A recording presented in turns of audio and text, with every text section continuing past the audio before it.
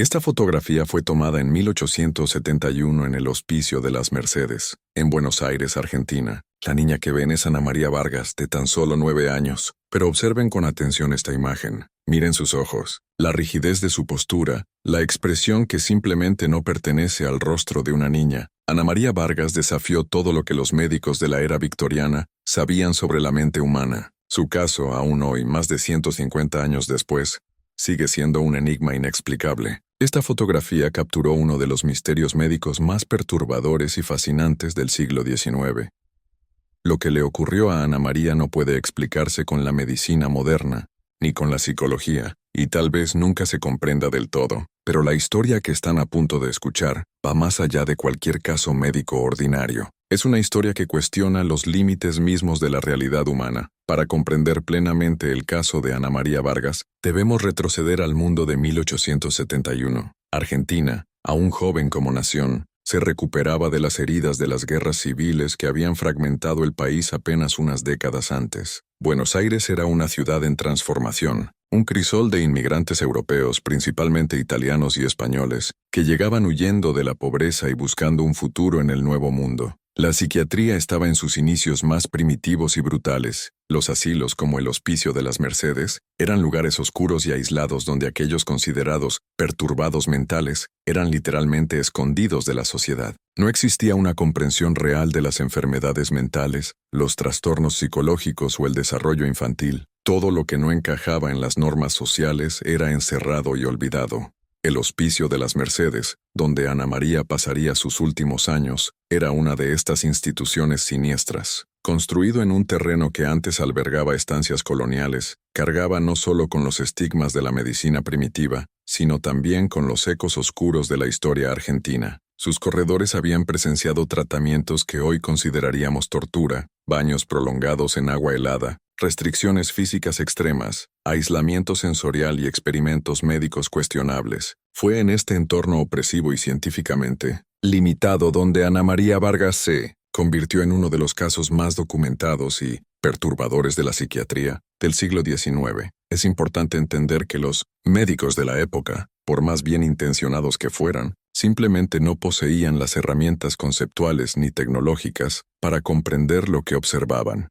Ana María Vargas nació el 15 de marzo de 1862 en el corazón de Buenos Aires, hija de Antonio y Sofía Vargas, dos inmigrantes españoles que habían llegado a Argentina en busca de una vida mejor. Antonio trabajaba como estibador en el puerto de La Boca, cargando y descargando barcos que traían mercancías de Europa. Sofía era costurera, remendando ropa para las familias adineradas de San Telmo. La familia Vargas vivía en una modesta vivienda de 2 habitaciones en el barrio de Barracas, un vecindario obrero donde las condiciones de vida eran precarias, pero la comunidad estaba unida por la fe católica y las tradiciones compartidas de los inmigrantes. Ana María creció rodeada del sonido del español con acento gallego de sus vecinos, el aroma a pan horneado en las panaderías locales y las historias que su abuela materna, doña Isabel, contaba sobre la España rural. Según todos los registros disponibles en archivos familiares y parroquiales, Ana María fue una niña completamente normal durante sus primeros 7 años de vida. Era juguetona, curiosa e inteligente para su edad,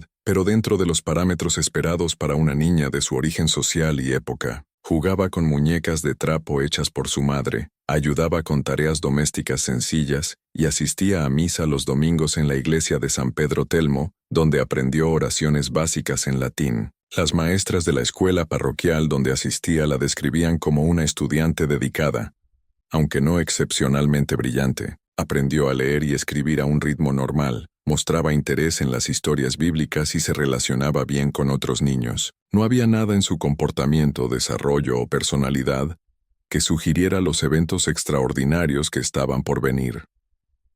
Sofía Vargas, en entrevistas posteriores con médicos, siempre destacó que Ana María era su niña dulce, una pequeña cariñosa que disfrutaba ayudarla en la cocina y se preocupaba cuando su padre llegaba tarde del puerto. Antonio describía a su hija como la luz de nuestra casa, una niña que traía alegría y normalidad a una vida marcada por las dificultades de la pobreza urbana. Pero en septiembre de 1869, todo cambió de manera tan drástica y repentina, que hasta el día de hoy médicos e investigadores debaten qué le ocurrió realmente a Ana María Vargas en ese Fatídico mes. La mañana del 14 de septiembre de 1869, un martes que Sofía recordaría por el resto de su vida como el día en que perdió a su hija. Ana María despertó diferente, no físicamente, tenía la misma cara redonda con pecas, el mismo cabello castaño rizado, la misma estatura pequeña de una niña de 7 años, pero algo fundamental había cambiado durante la noche, algo que iba más allá de la apariencia física. Los primeros signos fueron sutiles. Ana María despertó más tarde de lo habitual, algo inusual para una niña que siempre había sido madrugadora por naturaleza. Cuando finalmente bajó a desayunar, se movía de manera diferente, con pasos más deliberados, casi calculados, como si cada movimiento estuviera cuidadosamente planificado. Más perturbador aún, no saludó a sus padres con el habitual «Buenos días, mamá», «Buenos días, papá», que era rutina en la familia. En cambio, se sentó a la mesa y miró fijamente a sus padres con una expresión que Sofía describiría después como vacía, pero al mismo tiempo muy antigua. Cuando Sofía le preguntó si se sentía bien, Ana María respondió, pero su voz había cambiado. No de manera dramática, pero sí lo suficiente para ser notable. Tenía una calidad más áspera, más madura, como si viniera de alguien mucho mayor. En las semanas siguientes, la transformación de Ana María se volvió imposible de ignorar. Comenzó a demostrar conocimientos que una niña de su edad y origen social simplemente no podía poseer. Durante las comidas familiares hacía comentarios casuales sobre eventos históricos, con una precisión sorprendente. Hablaba de la independencia de Argentina como si la hubiera vivido, mencionando detalles sobre batallas específicas que no se enseñaban en la escuela parroquial básica a la que asistía.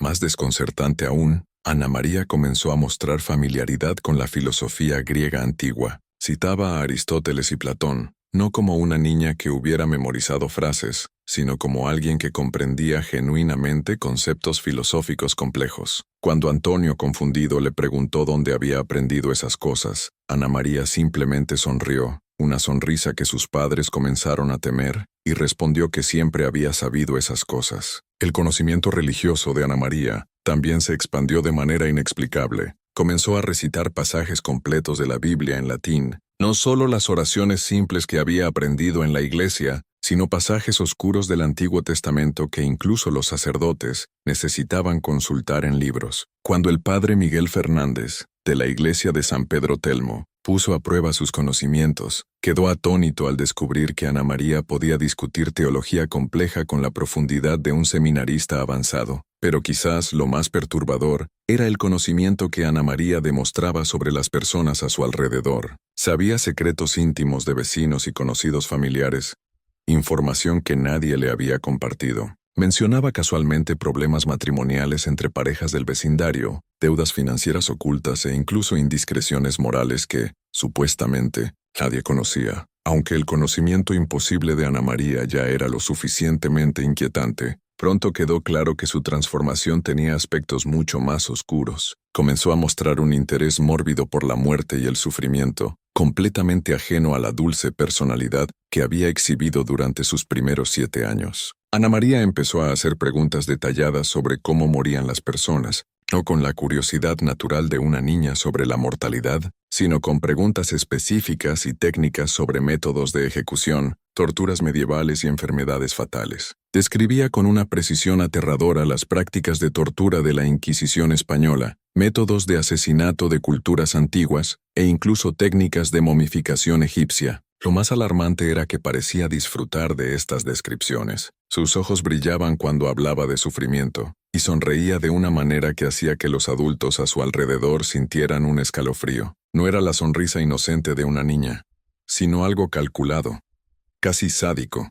Ana María también desarrolló una relación perturbadora con el dolor físico. Comenzó a hacerse daño deliberadamente, arañándose con las uñas hasta sangrar, mordiéndose los labios hasta dejarlos en carne viva, golpeándose la cabeza contra las paredes con fuerza suficiente para dejar marcas. Pero lo más aterrador era que no mostraba angustia durante estos episodios de automutilación. Por el contrario, parecía estar en un estado de éxtasis, como si el dolor físico le proporcionara un placer incomprensible. Sofía intentó varias veces detener estos comportamientos, pero Ana María siempre encontraba formas de continuar haciéndose daño. Usaba objetos aparentemente inofensivos, clavos sueltos en las paredes, fragmentos de vidrio roto, incluso utensilios de cocina, para cortarse y arañarse. Cuando se le preguntaba por qué lo hacía, simplemente respondía que lo sentía necesario o que algo se lo pedía.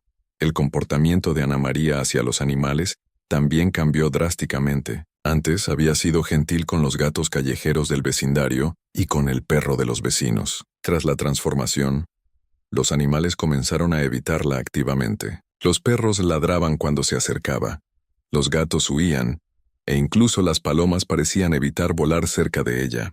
Cuando Sofía preguntó por qué los animales actuaban de manera tan extraña, Ana María respondió con esa sonrisa fría que había desarrollado: «Saben lo que soy ahora, mamá. Son más listos que tú». A medida que pasaban los meses, el caso de Ana María evolucionó más allá de los cambios conductuales e intelectuales. Comenzó a demostrar capacidades físicas que simplemente no deberían haber sido posibles para una niña de su edad y constitución física. La primera manifestación notable fue su fuerza desproporcionada. Ana María, que siempre había sido una niña pequeña y físicamente normal, de repente podía romper objetos con una facilidad sorprendente. Durante un arranque de furia en diciembre de 1869, partió en dos una silla de roble macizo usando solo sus manos. Antonio, que trabajaba con madera pesada en el puerto a diario, examinó la silla rota y quedó perplejo. La madera se había partido de una manera que requería una fuerza considerable, mucho más allá de lo que cualquier niña podría generar. En otra ocasión, Ana María dejó marcas de sus dedos permanentemente grabadas en la mesa de madera de la cocina familiar. No eran rasguños superficiales, sino marcas profundas, como si sus pequeños dedos tuvieran la dureza y presión de herramientas metálicas. Sofía intentó lijar las marcas, pero eran demasiado profundas, quedando como un recordatorio inquietante de la fuerza inexplicable de su hija. Ana María también comenzó a mostrar una resistencia física anormal. Podía permanecer horas en posiciones incómodas sin mostrar fatiga o incomodidad. Una vez, Sofía la encontró de pie en el centro de la sala a las 2 de la madrugada, completamente inmóvil, mirando fijamente la pared. Cuando se le preguntó, Ana María dijo que había estado en esa posición desde la cena, más de 6 horas, sin moverse una sola vez. Su resistencia al frío era particularmente impresionante. Durante el duro invierno porteño de 1869-1870, Ana María salía con frecuencia al exterior con mucha menos ropa de la que el clima requería, aparentemente impervious a las temperaturas que hacían tiritar a otros vecinos. En una ocasión memorable, Antonio la encontró durmiendo en el patio trasero cubierto de escarcha, vestida solo con su camisón, sin mostrar signos de hipotermia o incomodidad. Pero, quizás la manifestación física más perturbadora fue el cambio en los ojos de Ana María. Varios vecinos y conocidos, familiares comenzaron a comentar que había algo extraño en su mirada. La describían como hipnótica, casi depredadora. Las personas que miraban directamente a Ana María durante periodos prolongados reportaban mareos, dolores de cabeza y una inexplicable sensación de miedo. Sofía notó que los ojos de Ana María, normalmente castaños, a veces parecían cambiar de color dependiendo de la luz o de su estado de ánimo. En ocasiones parecían casi negros, especialmente durante sus episodios más inquietantes. En algunos momentos, Sofía juraba que podía ver otras formas moviéndose en las profundidades de las pupilas de su hija, como si algo más estuviera mirando a través de sus ojos. A medida que el comportamiento de Ana María se volvía cada vez más perturbador e inexplicable, Antonio y Sofía hicieron lo que cualquier padre desesperado haría. Buscaron ayuda en todos los frentes posibles. Como católicos devotos, su primer recurso fue la iglesia. El padre Miguel Fernández de la iglesia de San Pedro Telmo había conocido a Ana María desde su nacimiento. La había bautizado, supervisado su primera comunión y siempre la había considerado una de las niñas más dulces de su parroquia. Cuando los Vargas buscaron su ayuda, inicialmente dudó en creer las historias que le contaban. Seguramente, pensó, era una fase difícil que muchos niños atraviesan, exacerbada por la imaginación preocupada de unos padres amorosos. Esta perspectiva cambió rápidamente cuando el padre Fernández se reunió personalmente con Ana María. Durante una visita pastoral a la casa de los Vargas en enero de 1870, intentó hablar con la niña sobre temas religiosos simples. Para su conmoción, Ana María no solo demostró un conocimiento teológico extraordinario, sino que comenzó a cuestionar aspectos fundamentales de la doctrina católica con argumentos sofisticados que rara vez escuchaba incluso de seminaristas avanzados. Más perturbador aún, Ana María demostró conocer detalles íntimos sobre la vida personal del sacerdote que él nunca había compartido con nadie. Mencionó pecados de su pasado, dudas sobre su fe que mantenía en secreto e incluso eventos específicos de su infancia en un pequeño pueblo gallego. Cuando el sacerdote, conmocionado, le preguntó cómo sabía esas cosas, Ana María simplemente sonrió y respondió que sabía muchas cosas sobre muchas personas. Convencido de que estaba enfrentando algo más allá de la comprensión médica común, el padre Fernández decidió realizar un exorcismo. El ritual se llevó a cabo en la casa de los Vargas en una noche de febrero de 1870, con solo la familia y un diácono anciano presentes.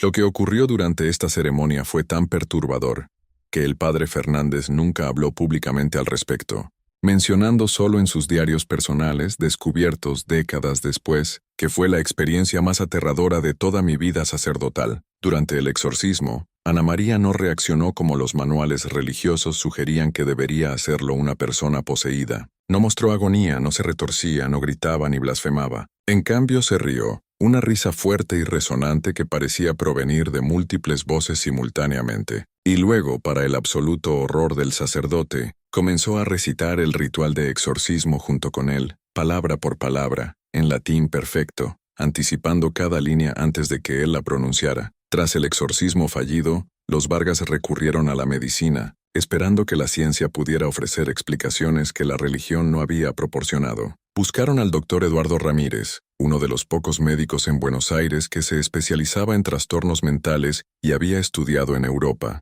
donde se estaban desarrollando técnicas psiquiátricas más avanzadas. El doctor Ramírez era un hombre meticuloso, conocido por su enfoque científico riguroso y la documentación detallada de casos clínicos. Cuando los Vargas buscaron su ayuda, inicialmente abordó el caso de Ana María con un escepticismo profesional saludable, asumiendo que estaba lidiando con una niña excepcionalmente inteligente que podría estar sufriendo algún tipo de trauma psicológico. Esta perspectiva cambió drásticamente durante sus primeras sesiones con Ana María. El doctor Ramírez llevó a cabo exámenes durante 2 semanas intensivas, en febrero y marzo de 1870, documentando meticulosamente cada aspecto del comportamiento y las capacidades de la niña. Sus informes, que sobreviven hasta hoy en los archivos médicos históricos de Buenos Aires, son una lectura verdaderamente inquietante. Ramírez notó de inmediato que Ana María demostraba una inteligencia muy superior a la media, pero dirigida casi exclusivamente a temas mórbidos y perturbadores. Podía discutir anatomía humana con una precisión que rivalizaba con la de estudiantes de medicina,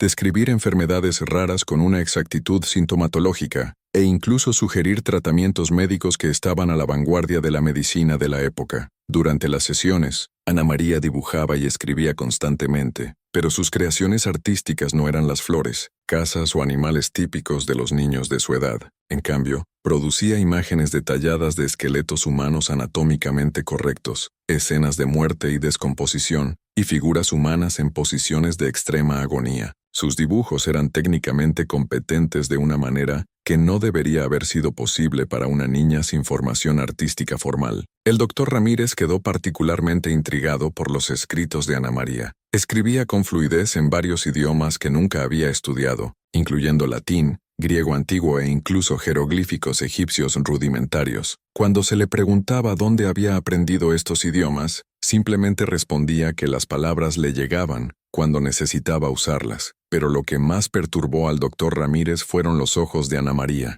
En sus informes, escribió extensamente sobre la sensación inexplicable que tenía al mirarla directamente. Describió la experiencia como profundamente incómoda, comparándola con la sensación de ser analizado por una inteligencia mucho más antigua y experimentada de la que debería existir en una mente tan joven. El doctor también documentó varias anomalías físicas durante sus exámenes.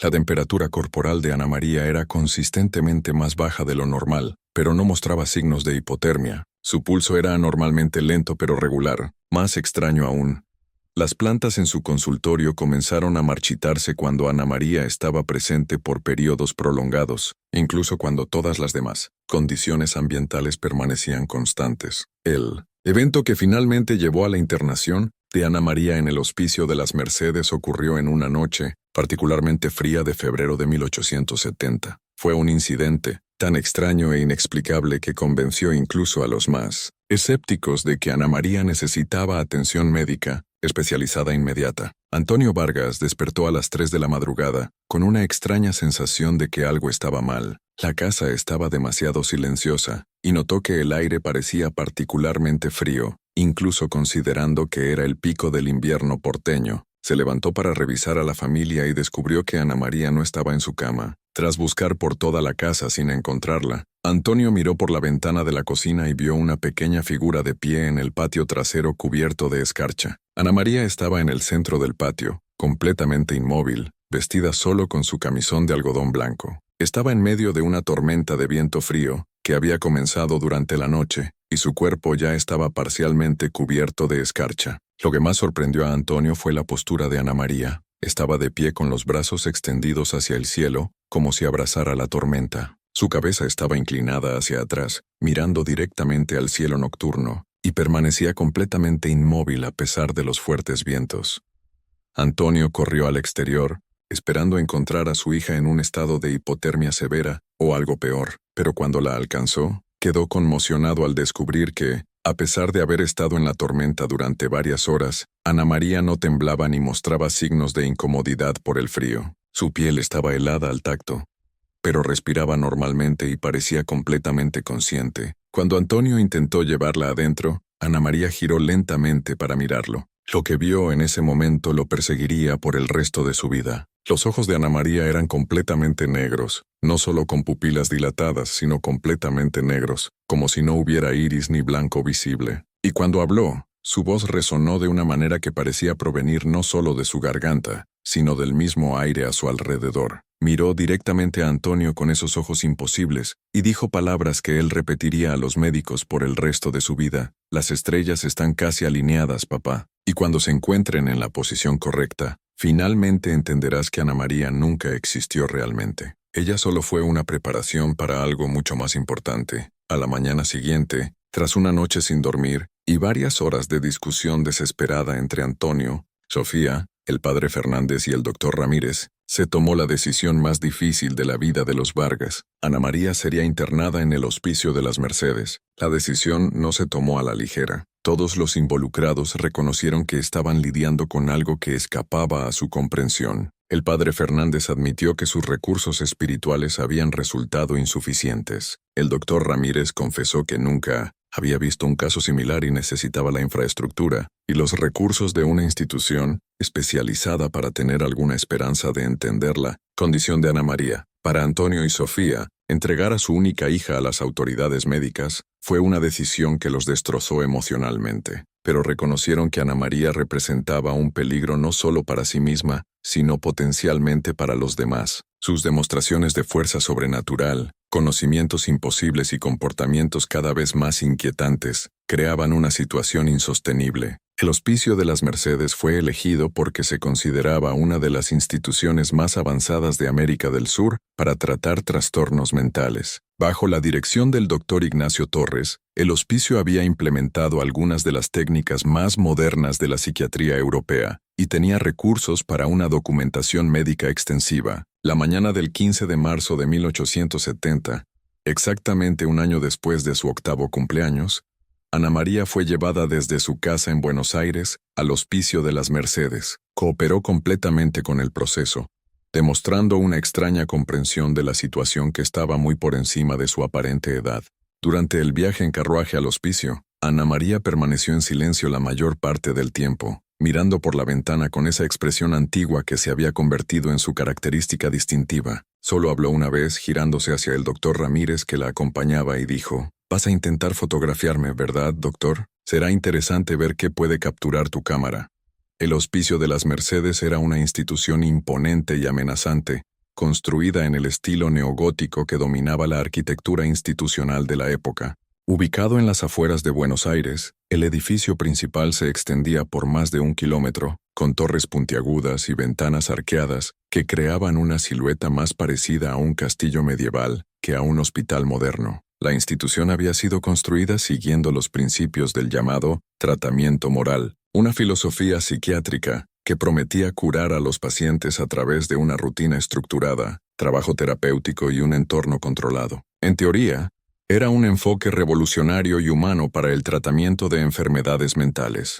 En la práctica, el Hospicio de las Mercedes se había convertido en un depósito para personas que la sociedad consideraba incurables o demasiado peligrosas para vivir en libertad. Cuando Ana María llegó en marzo de 1870, el hospicio albergaba a más de 500 pacientes en condiciones que hoy consideraríamos deplorables. Los largos corredores oscuros resonaban constantemente con sonidos inquietantes, gritos de pacientes en crisis, el ruido metálico de llaves y cadenas y el murmullo constante de conversaciones incoherentes. El fuerte olor a desinfectante intentaba, sin éxito, enmascarar el hedor a orina, sudor y desesperación humana. El médico jefe de la institución, el doctor Ignacio Torres, era un hombre de 50 años que había dedicado su vida a estudiar trastornos mentales. Graduado de la Universidad de Buenos Aires, y habiendo estudiado brevemente en París con algunos de los pioneros de la psiquiatría europea, Torres se consideraba un científico progresista, decidido a aplicar métodos de observación y documentación rigurosos para avanzar en el conocimiento médico sobre la mente humana. Cuando Ana María fue llevada a su oficina para el examen inicial obligatorio, Torres esperaba encontrar otro caso de histeria infantil o tal vez algún tipo de trastorno del desarrollo.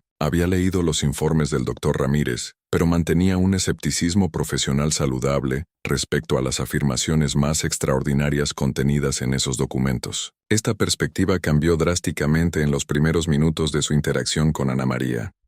Cuando entró en su oficina, acompañada por una enfermera y aún vestida con el sencillo vestido que había usado en el viaje desde Buenos Aires, no mostró la ansiedad, confusión o miedo típicos de los nuevos pacientes, especialmente los niños. En cambio, examinó la oficina con ojos calculadores, como si evaluara no solo el entorno, sino al propio doctor Torres. Antes de que Torres pudiera comenzar su examen de rutina, Ana María lo sorprendió al mencionar detalles específicos sobre 3 pacientes que habían muerto recientemente en el hospicio. Conocía sus nombres completos, las fechas exactas de sus muertes y, lo más perturbador, detalles íntimos sobre las circunstancias que habían llevado a sus fallecimientos, información que solo estaba en archivos médicos confidenciales a los que no podía haber tenido acceso. Más impactante aún, Ana María demostró conocimiento de secretos personales sobre el propio doctor Torres que él nunca había compartido con nadie. Mencionó eventos específicos de su infancia, decisiones profesionales controvertidas que había tomado e incluso aspectos de su vida conyugal que habían causado problemas en su matrimonio. Cuando Torres, visiblemente conmocionado, le preguntó cómo podía saber esas cosas, Ana María simplemente sonrió con esa sonrisa fría que se había convertido en su sello y respondió que tenía formas de saber cosas sobre personas interesantes. Inicialmente, Ana María fue colocada en el ala pediátrica del hospicio, una sección relativamente pequeña, que albergaba a unos 15 niños con diversos trastornos mentales. El ala estaba supervisada por la hermana Lucía Gómez, una monja porteña que había trabajado con niños perturbados durante más de 10 años y se consideraba experimentada en el manejo de casos difíciles. La presencia de Ana María en el ala pediátrica pronto se volvió problemática, pero no por las razones que el personal médico anticipaba inicialmente. Ana María no era violenta con los otros niños, no causaba disturbios evidentes y, en general, obedecía las reglas básicas de la institución. El problema era más sutil y, en muchos sentidos, más inquietante que un comportamiento agresivo directo. Ana María ejercía una influencia extraña e inexplicable sobre los otros niños del ala. En una semana desde su llegada, 3 niños que previamente habían sido considerados casos relativamente estables, comenzaron a mostrar comportamientos completamente nuevos y perturbadores. Dejaron de participar en las actividades recreativas habituales, dejaron de responder normalmente a las preguntas del personal médico y pasaban horas sentados en silencio, mirando fijamente puntos específicos en las paredes, como si vieran algo que los adultos no podían percibir. Una niña de 6 años llamada Clara López, que había sido internada por episodios recurrentes de terrores nocturnos tras la muerte traumática de sus padres en un incendio, comenzó a hablar obsesivamente de una figura sombría, que insistía en que siempre estaba presente en el ala. Clara describía a esta entidad con detalles consistentes y específicos. Una mujer muy alta, vestida completamente de negro, con cabello largo y oscuro que parecía moverse incluso cuando no había viento, y ojos que describía como huecos oscuros donde debería haber luz.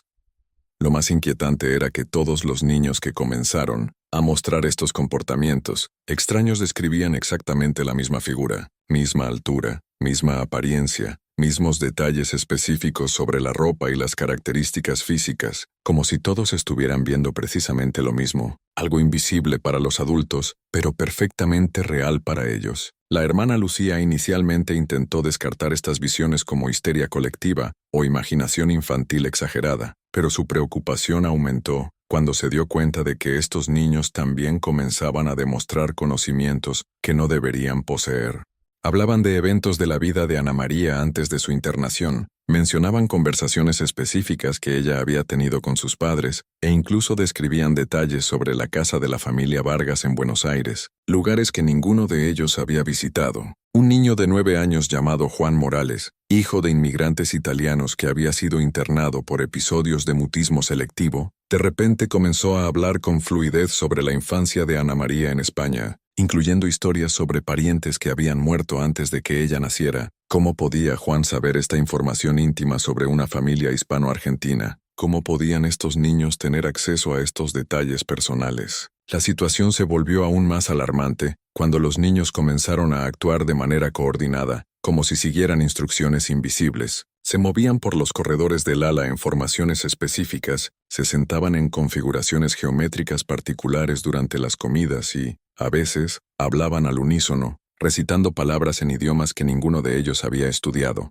El doctor Torres, observando estos desarrollos con creciente preocupación, comenzó a sospechar que Ana María estaba influyendo de alguna manera en el comportamiento de los otros niños, a través de métodos que no podía entender ni detectar. Sus observaciones detalladas documentaron patrones de comportamiento que desafiaban las explicaciones psicológicas convencionales. Tras 6 semanas de observación cuidadosa, el doctor Torres tomó la difícil decisión de trasladar a Ana María a una habitación individual en la sección de aislamiento del hospicio. La decisión no fue motivada por un comportamiento violento o disruptivo de su parte, sino por la influencia inexplicable que ejercía sobre los otros niños y la necesidad de estudiar su caso de manera más controlada. La habitación de aislamiento, designada para Ana María, estaba ubicada en el 3er piso del ala este del hospicio, lejos de las áreas de actividad principal. Era una celda espartana de aproximadamente 3 por 4 metros, que contenía solo una cama de hierro con un colchón delgado, una pequeña mesa de madera, una silla simple y un cubo metálico para necesidades personales. Una única ventana pequeña protegida por rejas de hierro proporcionaba luz natural limitada durante el día. El traslado al aislamiento marcó el comienzo de una fase más intensiva de observación y experimentación médica. El doctor Torres estaba decidido a entender la naturaleza de la condición de Ana María y, si era posible, documentarla de manera que pudiera contribuir significativamente al conocimiento científico sobre trastornos mentales raros. Las sesiones diarias de terapia con Ana María rápidamente adquirieron un carácter inusual. En lugar de responder pasivamente a las preguntas del doctor como una paciente típica, Ana María frecuentemente tomaba el control de las conversaciones, dirigiéndolas hacia terrenos que hacían sentir al doctor Torres profundamente incómodo. Hacía preguntas penetrantes sobre su vida personal, motivaciones profesionales, miedos más íntimos y profundas inseguridades. Ana María demostraba una habilidad perturbadora para identificar las vulnerabilidades psicológicas de las personas y explotarlas con precisión quirúrgica. Durante una sesión particularmente memorable en mayo de 1870, confrontó al doctor Torres sobre un evento traumático de su infancia que él nunca había mencionado a nadie: el ahogamiento accidental de un amigo de la infancia, Pedro Gómez, cuando ambos tenían 12 años. Ana María describió el incidente con detalles que coincidían exactamente con los recuerdos de Torres, incluyendo aspectos específicos sobre el clima de ese día, las palabras exactas que se pronunciaron, e incluso los sentimientos de culpa y cobardía que habían perseguido a Torres desde entonces. Más perturbador que el conocimiento imposible de Ana María era la forma en que usaba esta información. No simplemente revelaba secretos, los empleaba como herramientas psicológicas precisas, sondeando y manipulando las emociones de las personas a su alrededor. Durante sus sesiones con Torres, logró hacer que cuestionara no solo su competencia profesional, sino también su propia cordura. El doctor Torres comenzó a documentar meticulosamente otros fenómenos anómalos asociados con la presencia de Ana María. La temperatura de su habitación era consistentemente más baja que el resto del hospicio, una diferencia de 4 a 6 grados Celsius, que persistía incluso cuando el sistema de calefacción funcionaba perfectamente y todas las demás condiciones ambientales permanecían constantes. Las plantas colocadas cerca de su ventana se marchitaban y morían en pocos días, independientemente del cuidado que recibieran. Aún más extraño, varios miembros del personal médico reportaron experiencias inquietantes cuando pasaban largos periodos cerca de la habitación de Ana María. Las enfermeras reportaban dolores de cabeza severos, sensaciones inexplicables de náuseas y pesadillas vívidas, que comenzaron solo después de que empezaron a trabajar en su sección. 2 guardias solicitaron traslados a otras áreas del hospicio, tras reportar sensaciones constantes de ser observados, incluso cuando Ana María estaba claramente durmiendo. Durante el verano y otoño de 1870, el Dr. Torres implementó un programa de estudio experimental con Ana María, que iba mucho más allá de los protocolos médicos estándar de la época. Estaba convencido de que su caso representaba una oportunidad única para avanzar significativamente en la comprensión médica de la naturaleza de la mente humana y sus capacidades potenciales. Los experimentos incluyeron pruebas extensivas de memoria, capacidad lingüística, conocimientos generales y habilidades cognitivas. Ana María fue sometida a evaluaciones normalmente aplicadas solo a adultos altamente educados, incluyendo pruebas de lógica compleja, análisis filosófico y conocimiento histórico detallado. En todas estas pruebas demostró capacidades muy por encima de lo que debería ser posible para una niña de su edad y formación educativa. El Dr. Torres también llevó a cabo experimentos para intentar entender la fuente del conocimiento imposible de Ana María. Le presentó fotografías de personas que no podía haber conocido, documentos históricos oscuros e incluso textos en lenguas muertas. En cada caso, Ana María demostró una familiaridad sorprendente con el material presentado, proporcionando detalles específicos que no podía haber aprendido por medios convencionales. Un experimento particularmente revelador involucró presentarle una fotografía de un hombre desconocido que había muerto 10 años antes en una ciudad lejana. Sin ninguna información contextual, Ana María pudo proporcionar el nombre completo del hombre, detalles sobre su familia, la causa específica de su muerte, e incluso información sobre sus hábitos personales y personalidad. Cuando Torres investigó posteriormente, descubrió que toda la información proporcionada por Ana María era completamente precisa. Durante estos experimentos, Ana María también comenzó a demostrar lo que Torres describió como capacidades premonitorias. Hizo predicciones específicas sobre eventos futuros que invariablemente se cumplían con una precisión inquietante. Predijo la muerte de 3 pacientes específicos en el hospicio, mencionando no solo cuándo morirían, sino también las circunstancias exactas de sus muertes. En todos los casos, sus predicciones resultaron completamente acertadas. Aunque las capacidades mentales y sobrenaturales de Ana María parecían intensificarse con el tiempo, su condición física comenzó a deteriorarse de manera preocupante durante el invierno de 1870 a 1871. El deterioro no seguía patrones médicos reconocibles y parecía estar conectado, de alguna manera, con las manifestaciones anómalas que demostraba. Ana María comenzó a perder peso drásticamente, a pesar de mantener un apetito aparentemente normal. Su piel se volvió pálida y casi translúcida, con venas azuladas claramente visibles a través de la epidermis. Su cabello comenzó a oscurecerse y volverse más grueso, asumiendo una calidad casi anormal, que se asemejaba más al pelaje de un animal que al cabello humano. Más inquietante aún, Ana María comenzó a mostrar periodos de rigidez física completa que duraban varias horas. Durante estos episodios permanecía completamente inmóvil, como una estatua, sin responder a estímulos externos. Su respiración y latidos cardíacos continuaban normalmente, pero no parpadeaba, no se movía ni respondía cuando se le hablaba. El Dr. Torres descubrió que estos periodos de rigidez coincidían con las manifestaciones sobrenaturales más intensas. Durante estos momentos, la temperatura de la habitación caía drásticamente, los objetos se movían con mayor frecuencia e intensidad, y varios miembros del personal médico reportaban sensaciones físicas extrañas, mareos, náuseas y la inquietante sensación de que algo invisible estaba presente en la habitación. Ana María también comenzó a hablar durante estos periodos de rigidez, pero su voz asumía cualidades claramente diferentes de su habla normal. A veces hablaba con múltiples voces simultáneamente,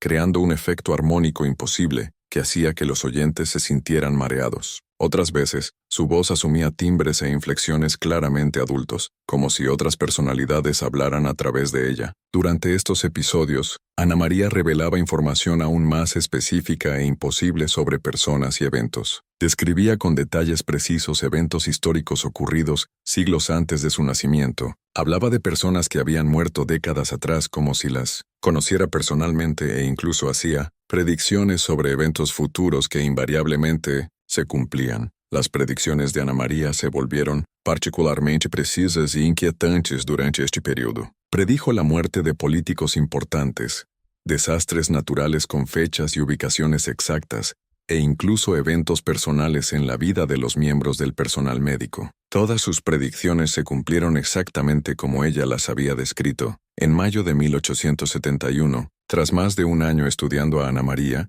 el doctor Torres tomó una decisión que cambiaría para siempre nuestra comprensión de su caso. Decidió fotografiarla como parte de su documentación médica. La decisión no se tomó a la ligera. Torres había notado que Ana María parecía literalmente diferente para diferentes personas, dependiendo de quién la observara y cuándo. Algunos miembros del personal médico la describían como una niña aparentemente normal, quizás un poco pálida y delgada, pero físicamente poco notable. Otros veían algo profundamente inquietante en su apariencia, una cualidad indefinible que los dejaba profundamente incómodos y ansiosos. El propio Torres había experimentado esta variabilidad perceptual. En algunas ocasiones, Ana María parecía exactamente lo que era, una niña de 9 años, aunque excepcionalmente inteligente y perturbada. En otras ocasiones, especialmente durante sus periodos de rigidez o cuando demostraba sus capacidades más extraordinarias, había algo en su apariencia que lo hacía sentir como si estuviera mirando algo mucho más antiguo y poderoso que una niña humana. Torres esperaba que una fotografía pudiera capturar objetivamente la apariencia real de Ana María, proporcionando evidencia visual consistente que pudiera estudiarse, analizarse y compararse con el tiempo. También esperaba que la fotografía pudiera revelar detalles sobre su condición que no eran obvios durante la observación directa. La fotografía médica era una práctica relativamente nueva en la época, pero se estaba convirtiendo en una herramienta importante para documentar casos psiquiátricos. Varios hospitales pioneros usaban la fotografía para crear registros visuales de pacientes, tanto para propósitos de identificación como para estudiar la correlación entre la apariencia física y las condiciones mentales. El doctor Torres contactó a Juan Morales, un fotógrafo especializado en retratos médicos, que había trabajado con varias instituciones psiquiátricas en el área de Buenos Aires. Morales era conocido por su discreción profesional, técnica precisa y experiencia en tratar con pacientes en diversos estados mentales y físicos. Cuando Torres explicó la naturaleza del caso a Morales, el fotógrafo mostró inicialmente un interés científico en el desafío. Había fotografiado a cientos de pacientes psiquiátricos a lo largo de su carrera y estaba acostumbrado a situaciones inusuales. Morales acordó realizar la sesión fotográfica bajo condiciones controladas, utilizando equipos específicos que permitirían capturar detalles y matices finos en la apariencia del sujeto. La sesión fotográfica se programó para la mañana del 15 de junio de 1871, exactamente 15 meses después de la llegada de Ana María al hospicio. El doctor Torres eligió una mañana de jueves porque había observado que Ana María generalmente estaba más tranquila y cooperativa durante las primeras horas del día. Juan Morales llegó al hospicio a las 9 de la mañana, trayendo su pesado equipo fotográfico, una cámara de gran formato, un trípode robusto, placas de vidrio para capturar imágenes y todo el equipo químico necesario para procesar las fotografías en el lugar. Había fotografiado a muchos pacientes psiquiátricos antes y estaba preparado para los desafíos habituales: agitación, falta de cooperación o comportamientos impredecibles. Sin embargo, cuando Morales fue llevado a la habitación de Ana María, notó de inmediato algo diferente en esta sesión. La calidad de la luz en la habitación parecía extraña, incluso considerando la orientación de la ventana y la hora del día. Había una especie de penumbra sutil que parecía concentrarse alrededor de Ana María, como si la luz natural fuera absorbida o distorsionada en su presencia. Ana María estaba sentada en su silla habitual, vistiendo un sencillo vestido de algodón gris que era el uniforme estándar para las pacientes femeninas del hospicio. Observaba a Morales configurar su equipo con un interés evidente, pero sin la curiosidad típica de una niña. En cambio, Parecía estar evaluando tanto al fotógrafo como a sus instrumentos con una comprensión que sugería una familiaridad previa con el proceso. Durante el período de preparación, que duró aproximadamente 30 minutos, Ana María permaneció completamente inmóvil y en silencio. Morales notó que parecía saber exactamente dónde mirar y cómo posicionarse antes de que él diera instrucciones, como si entendiera intuitivamente los requisitos técnicos de la fotografía. Cuando Morales estuvo finalmente listo para tomar la fotografía, hizo los ajustes finales a su cámara y le indicó a Ana María que mirara directamente al lente. Fue en este momento que ocurrió algo extraordinario, algo que Morales describiría después como la experiencia más inquietante de toda mi carrera profesional. En el momento exacto en que Ana María dirigió su mirada hacia la cámara, Morales sintió una intensa sensación física, como si algo invisible hubiera pasado a través de él. La temperatura de la habitación cayó drásticamente e instantáneamente, haciéndolo estremecer involuntariamente. Más extraño aún, tuvo la clara sensación de que no solo estaba fotografiando a Ana María, sino a algo mucho más grande y complejo que estaba de alguna manera conectado con ella o trabajando a través de ella. Morales activó el obturador de la cámara, exponiendo la placa de vidrio durante aproximadamente 15 segundos, el tiempo necesario para capturar una imagen clara con la tecnología de la época. Durante esos 15 segundos, mantuvo contacto visual con Ana María y experimentó lo que luego describió como la sensación de ser fotografiado por ella mientras yo la fotografiaba. Inmediatamente después de la exposición, Morales procesó la placa fotográfica utilizando el laboratorio improvisado que había establecido en una habitación adyacente. El proceso de desarrollo fotográfico de la época requería una manipulación cuidadosa de químicos peligrosos y un cronometraje preciso, pero Morales era experimentado y confiaba en su técnica. Sin embargo, desde el momento en que comenzó a procesar la placa de vidrio, supo que algo era anormal. Los químicos reaccionaban de manera extraña, produciendo patrones y texturas que nunca había visto antes en décadas de trabajo fotográfico. La imagen parecía emerger en la placa de manera irregular, con algunas áreas desarrollándose muy rápido, mientras otras permanecían obstinadamente oscuras. Cuando la fotografía estuvo finalmente completamente desarrollada, tanto Morales como el Dr. Torres permanecieron en silencio durante varios minutos, intentando procesar lo que veían. La imagen que emergió de la placa fotográfica era simultáneamente exactamente lo que esperaban y completamente diferente de cualquier cosa que pudieran haber anticipado. Ana María aparecía en la fotografía, sentada en la posición exacta en la que había estado durante la sesión, vistiendo la misma ropa en la misma habitación. Todos los detalles físicos básicos estaban presentes y correctos, pero había algo en la imagen que era profundamente inquietante, algo que desafiaba la explicación racional.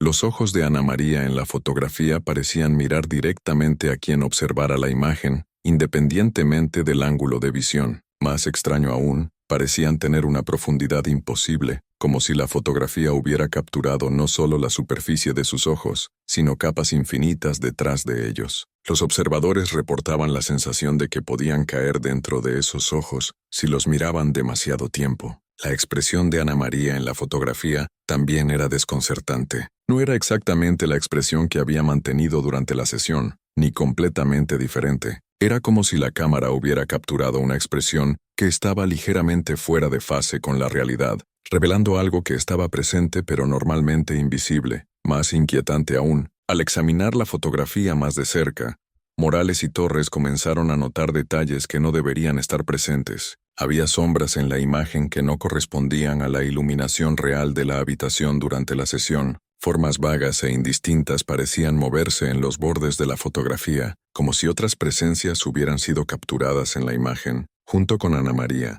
la fotografía de Ana María rápidamente se convirtió en un objeto de intensa fascinación y debate entre el personal médico del Hospicio de las Mercedes. El Dr. Torres convocó una reunión especial con todos los médicos principales de la institución para examinar la imagen y discutir sus implicaciones para el caso. El Dr. Guillermo Fernández, el segundo médico más experimentado del hospicio, sugirió inicialmente que las anomalías en la fotografía eran el resultado de defectos técnicos en el equipo o el proceso de desarrollo. Argumentó que las condiciones de iluminación inusuales en la habitación de Ana María, combinadas con posibles problemas en los químicos fotográficos, podrían haber creado distorsiones visuales que daban a la imagen su calidad inquietante. Sin embargo, esta teoría fue rápidamente descartada cuando Juan Morales regresó al hospicio para tomar fotografías de control, utilizando el mismo equipo, los mismos químicos y la misma habitación. Las imágenes de control salieron perfectamente normales, sin ninguna de las anomalías presentes en la fotografía de Ana María.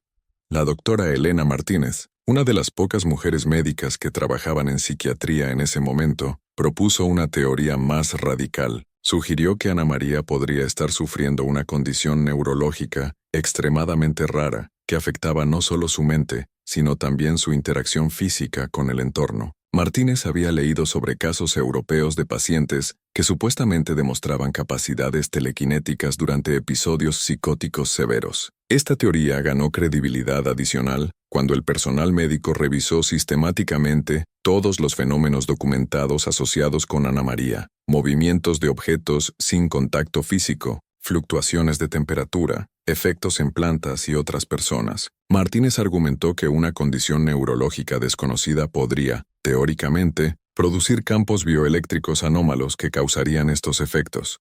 El doctor Torres, aunque intrigado por la teoría de Martínez, mantenía un escepticismo científico saludable. Propuso una serie de experimentos controlados para probar la hipótesis de que Ana María podría estar produciendo algún tipo de energía física medible. Estos experimentos incluyeron mediciones precisas de temperatura, campos magnéticos e incluso intentos de fotografiar supuestos campos de energía utilizando técnicas experimentales. El debate médico sobre el caso de Ana María se intensificó cuando copias de su fotografía fueron enviadas a otros especialistas en Buenos Aires, Montevideo e incluso médicos europeos que estaban a la vanguardia de la investigación psiquiátrica. Las respuestas fueron uniformemente inquietantes. Todos los especialistas consultados coincidieron en que la imagen mostraba anomalías que nunca habían visto antes en décadas de trabajo con fotografía médica. El doctor Heinrich Müller, un psiquiatra alemán famoso por sus estudios sobre histeria y disociación, escribió una carta detallada tras examinar la fotografía. Sugirió que Ana María podría estar sufriendo una forma extrema de trastorno de personalidad múltiple, donde diferentes personalidades no solo coexistían en su mente, sino que de alguna manera afectaban su apariencia física de maneras que la cámara podía detectar, pero el ojo humano no. Tras la sesión fotográfica de junio de 1871, la condición de Ana María se deterioró rápidamente, de una manera que sorprendió incluso al doctor Torres, quien había observado su deterioro gradual durante los meses anteriores. Era como si el proceso de ser fotografiada hubiera catalizado cambios fundamentales en su condición física y mental. Ana María comenzó a pasar periodos cada vez más largos en estados de rigidez catatónica. Estos episodios, que previamente duraban unas pocas horas, ahora se extendían por días enteros. Durante estos periodos, permanecía completamente inmóvil, sin responder a ningún estímulo externo, pero claramente consciente de lo que ocurría a su alrededor. Sus ojos permanecían abiertos y alerta, siguiendo movimientos y enfocándose en personas específicas, pero no hablaba ni se movía voluntariamente. Más inquietante aún, durante estos estados catatónicos prolongados, los fenómenos sobrenaturales alrededor de Ana María se intensificaban dramáticamente. La temperatura de su habitación frecuentemente caía a niveles que formaban hielo en las ventanas. Incluso durante los cálidos meses de verano, los objetos se movían con mayor frecuencia y violencia, a veces siendo arrojados a través de la habitación, con suficiente fuerza para dañar paredes y muebles. Los miembros del personal médico comenzaron a reportar experiencias cada vez más inquietantes al entrar en la habitación de Ana María.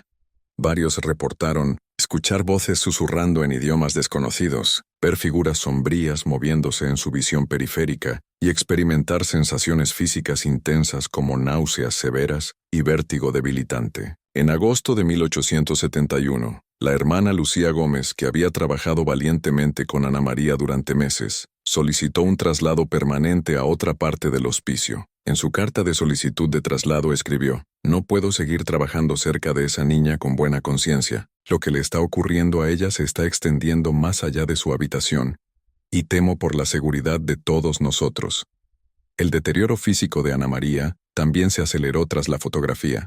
Perdió peso drásticamente, hasta el punto de parecer casi esquelética. Su piel se volvió translúcida hasta el punto de que las venas y tendones eran claramente visibles a través de la epidermis. Su cabello se oscureció completamente, volviéndose negro como el carbón, y creció rápidamente hasta alcanzar una longitud anormal. En septiembre de 1871, Ana María entró en su estado catatónico final. Permaneció completamente inmóvil durante 6 semanas consecutivas, sin comer, sin beber, sin hablar. Médicamente, debería haber muerto de deshidratación en pocos días, pero de alguna manera continuó viviendo, manteniendo funciones corporales básicas por medios que el doctor Torres no podía explicar. Durante estas últimas semanas Ana María permaneció consciente y alerta, sus ojos siguiendo a las personas alrededor de la habitación y ocasionalmente enfocándose intensamente en puntos específicos como si viera algo que otros no podían percibir. A veces, sus labios se movían ligeramente, como si susurrara a alguien invisible. Ana María Vargas murió la mañana del 2 de noviembre de 1871, a los 9 años. El doctor Torres estuvo presente y reportó que su muerte fue extrañamente pacífica. Simplemente cerró los ojos durante uno de los raros momentos en que los fenómenos sobrenaturales en su habitación habían cesado y dejó de respirar. En el momento exacto de su muerte, la temperatura de la habitación subió abruptamente a niveles normales por primera vez en meses. La muerte de Ana María no puso fin a los misterios asociados con su caso. Por el contrario, reveló aspectos aún más inquietantes que desafiarían a médicos e investigadores durante décadas. La autopsia de Ana María, realizada por el doctor Torres y un colega de Buenos Aires, reveló anomalías físicas que nunca habían visto antes. Sus órganos internos estaban en perfectas condiciones, sin signos de enfermedades o deterioro que normalmente causarían la muerte. Su cerebro, al ser examinado, mostraba patrones de desarrollo neuronal completamente atípicos. Algunas áreas estaban desarrolladas mucho más allá de lo normal para su edad, mientras que otras permanecían en un estado casi embrionario. Más extraño aún, el cuerpo de Ana María no se descompuso de la manera esperada tras la muerte. Incluso sin preservación química, permaneció en una conservación notable durante semanas, como si los procesos normales de descomposición hubieran sido suspendidos o ralentizados dramáticamente. Cuando Ana María fue finalmente enterrada en el cementerio del Hospicio, se reportaron varios fenómenos extraños alrededor de su tumba. Las plantas se negaban a crecer en la tierra directamente sobre su sepulcro. La temperatura en el área permanecía consistentemente más baja que los alrededores, y los visitantes del cementerio frecuentemente reportaban sensaciones incómodas al pasar cerca del lugar. El doctor Torres continuó estudiando el caso de Ana María por el resto de su carrera, publicando varias monografías académicas sobre sus observaciones. Sus escritos se convirtieron en lectura obligatoria en círculos psiquiátricos, no necesariamente porque ofrecieran respuestas, sino porque documentaban fenómenos que desafiaban completamente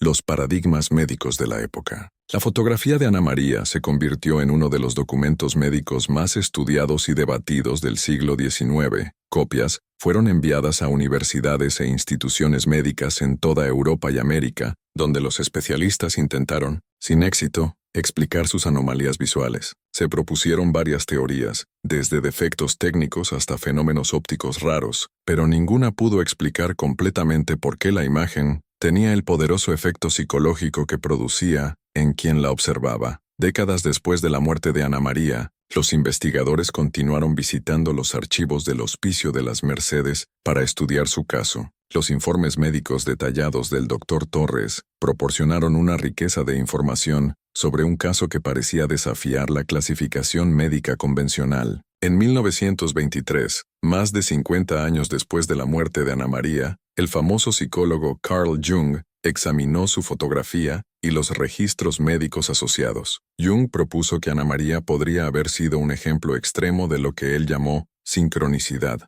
eventos que están significativamente conectados pero no causalmente. Sugirió que podría haber sido un punto focal, donde realidades psíquicas normalmente separadas convergían de manera visible. A la luz del conocimiento médico y psicológico moderno, el caso de Ana María Vargas presenta posibilidades interpretativas fascinantes que no estaban disponibles para los médicos del siglo XIX. Los investigadores contemporáneos que han estudiado sus registros médicos han propuesto varias teorías que intentan Explicar sus síntomas dentro de los marcos científicos actuales. Una teoría prominente sugiere que Ana María podría haber sufrido una forma extremadamente rara de epilepsia del lóbulo temporal, específicamente una variante que afecta áreas del cerebro responsables de la memoria, el lenguaje y la percepción temporal. Esta condición podría, teóricamente, explicar su conocimiento imposible a través de una criptomnesia extrema, la capacidad de acceder a recuerdos que fueron adquiridos pero no procesados conscientemente. La doctora Laura Gómez, una neurobióloga de la Universidad de Buenos Aires que ha estudiado extensamente el caso, propuso que Ana María podría haber tenido una condición neurológica que permitía un acceso anómalo a información ambiental.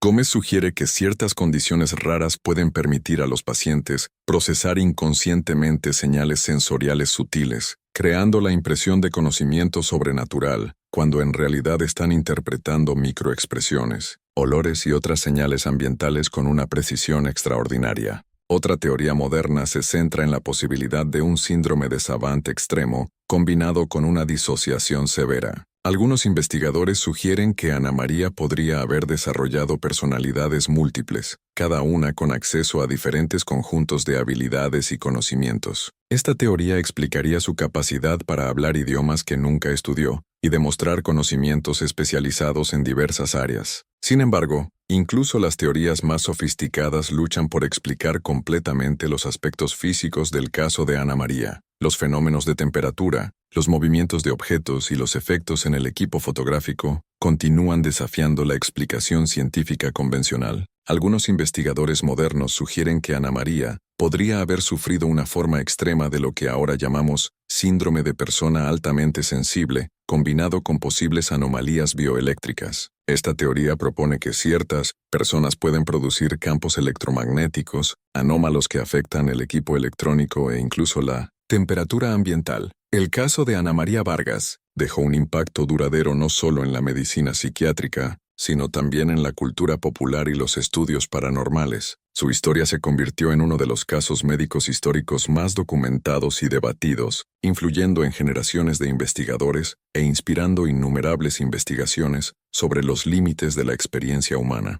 Los registros detallados del Dr. Torres establecieron un estándar para la documentación médica de casos anómalos que continúa utilizándose hoy. Su enfoque meticuloso y científico hacia fenómenos que desafían la explicación convencional influyó en cómo los investigadores modernos abordan casos similares. Más de 150 años después de su muerte, Ana María Vargas sigue siendo un enigma que desafía nuestra comprensión de los límites de la experiencia humana. Su caso representa una intersección fascinante entre la medicina, la psicología y fenómenos que pueden estar más allá de nuestra capacidad actual de explicación. Lo que hace que el caso de Ana María sea particularmente convincente no es solo la naturaleza extraordinaria de sus síntomas, sino la calidad excepcionalmente alta de la documentación médica. El Dr. Torres y su equipo crearon un registro detallado y científicamente riguroso que permite a los investigadores modernos examinar el caso con herramientas conceptuales y analíticas que no estaban disponibles en el siglo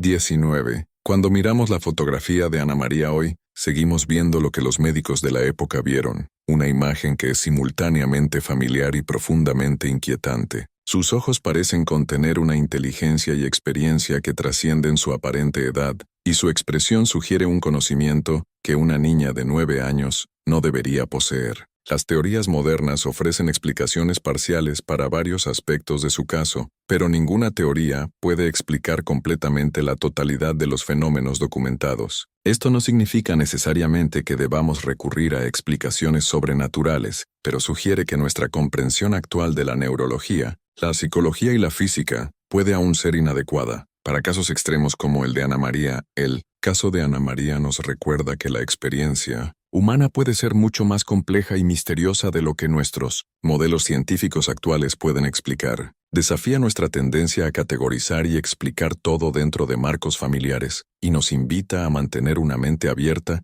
sobre las posibilidades de experiencias que trascienden nuestra comprensión normal. Quizás el aspecto más importante del caso de Ana María es lo que nos enseña sobre la importancia de la documentación cuidadosa y la observación rigurosa de los fenómenos anómalos. El Dr. Torres y su equipo no intentaron explicar prematuramente lo que observaban. sino que se concentraron en documentar meticulosamente todos los aspectos del caso. Este enfoque creó un registro histórico, valioso que continúa informando la investigación moderna.